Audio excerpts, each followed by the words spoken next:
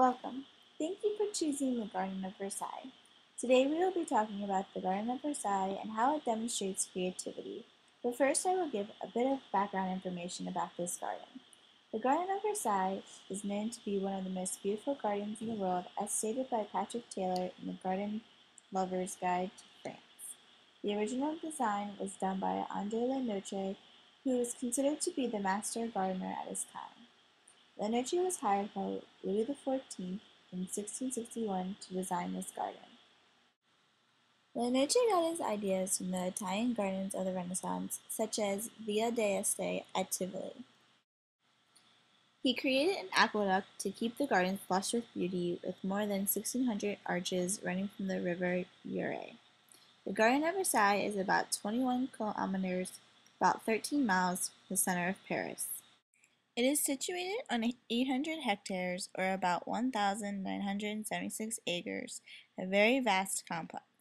There are 50 fountains, 200,000 trees, and 210,000 flowers planted annually. Now that we know a little bit about the Garden of Versailles, let's get started. We'll begin our tour at the walks. The garden is designed by rectangular pathways laid out according to the geometric plan. These pathways are also crisscrossed. The most interesting one is the Royal Walk. This specific walk is 333 meters long and 40 meters wide. It contains 12 statues and 12 vases that are symmetrically paired. Imagine Napoleon strolling down this magnificent green carpet, as it is sometimes called, taking in the air of a beautiful day. Next on our tour are the groves. The Garden of Versailles contains 15 groves interspersed throughout the entire garden. First is the Apollo's Bath Grove. This specific grove was typically called the Marsh. It was designed and carved by François Giraudon and Thomas Ragnonin. The grove shows Apollo, the sun god, served by the nymphs, and in the center contains the theme of the sun god myth. Nymphs were typically shown with Apollo and other Greek gods, such as Dionysus, as part of their servant repertoire.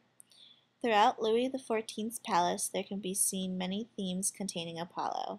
This grove would hold special meaning to him. The ballroom was laid out by Le Nôtre between 1680 to 1683.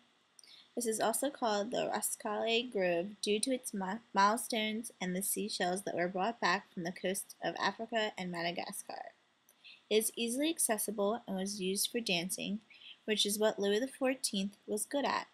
The musicians played above the cascade, and facing them was an amphitheater with rows of seats. The Queen's Grove replaced the famous labyrinth, which was destroyed during Louis XV's reign. This is creative because it illustrates the crossroads of 39 different fables of Aesop, a famous ancient Greek slave. It was built in 1778 and became famous due to the scandal of the Queen's necklace. Cardinal de Rohan had fallen out of favor with the Queen. Determined to regain her approval, he decided to buy her a necklace. Madame de Motte, a friend of Rohan's, claimed to be a friend of the Queen and promised she could return him to favor if he bought her the necklace. Rohan gave the necklace to Madame de Motte, and instead of giving it to the Queen, she took it and disappeared. The Dauphin's Grove is also known as the Two Groves. It is one of the first groves to be designed by Le Nôtre and was created around 1660. The sculptures are dedicated to the seasons and mythological gods. The Dauphin was the title given to the heir apparent to the throne of France. The Dauphin during the time the garden was being built was Louis, le Grand Dauphin, eldest son and heir of Louis XIV. He did not play a very significant role in French politics, however he did have a large collection of art at Versailles. The Girondin Grove is similar to the Dauphin's Grove. It replaced the old concuxes in the south and is decorated with sculptures on the tapering plinths. The Star Grove was the first one to be laid out by Le Nôtre. This is located in the northern part of the garden. The star is shaped from the principal path, where its center is laid out as the greenery room, with many different paths inside of the star. The Grove of Three Fountains was designed by Le Nôtre in 1677. This specific grove is the only one mentioned on an old plan. It is designed with 3 terraces, with each containing a different fountain. In the lower fountain, the jets form a fleur-de-lis in the center, which contains vertical spouts and a vault of water. In French, fleur means flower and lis means lily. This symbol was a staple of the French monarchy from a long period of time. Above the lower fountain, the column of water is created by 140 jets and is the imposing column where it supplies for the lower fountains.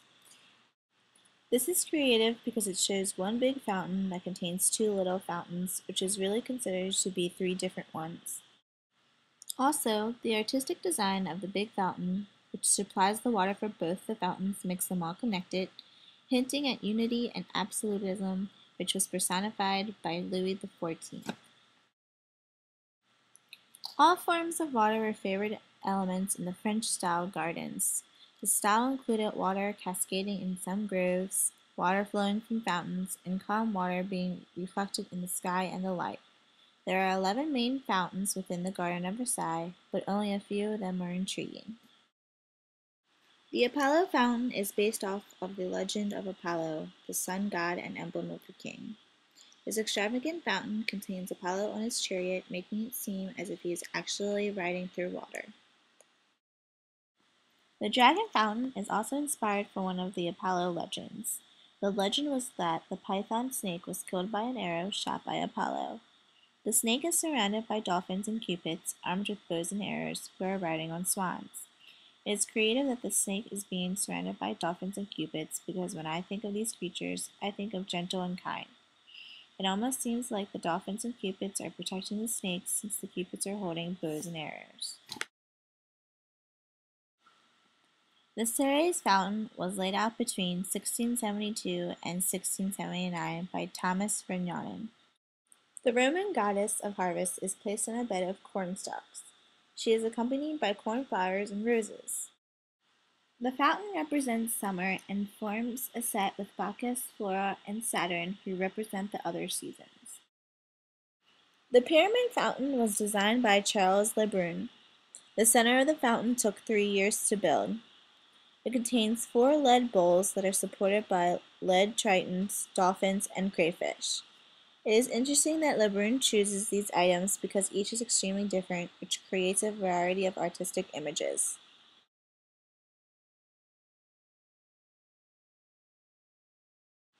The Grand Canal is the most original creation of André Le Nôtre.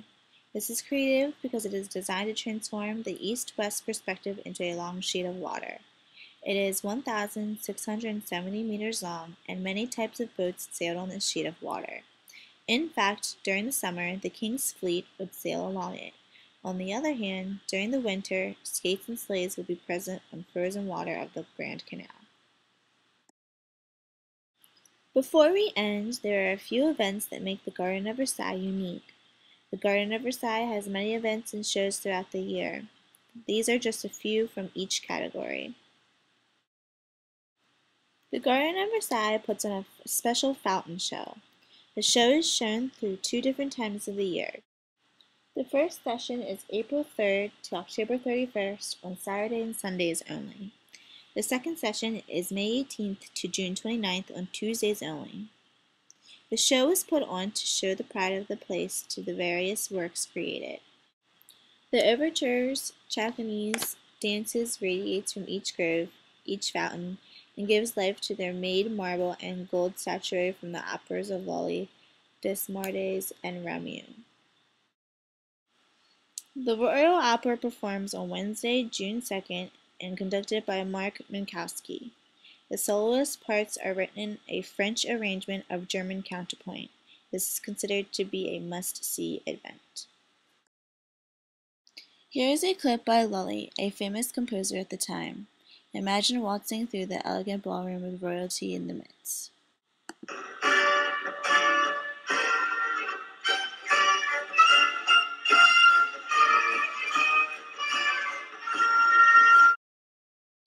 The garden shows many forms of symbolism throughout its vast grounds and is inspired by many creative architects, gardeners, and artists.